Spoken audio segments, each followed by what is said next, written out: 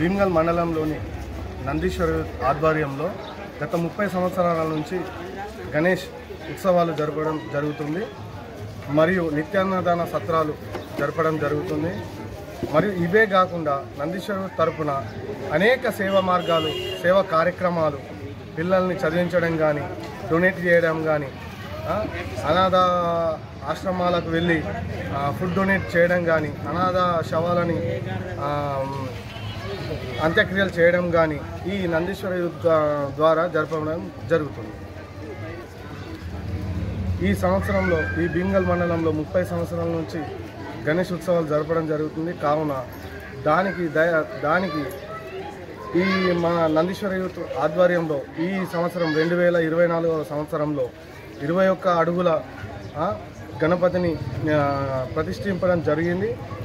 మరియు నిత్యాన్నదానం సేవలు జరపడం జరుగుతుంది.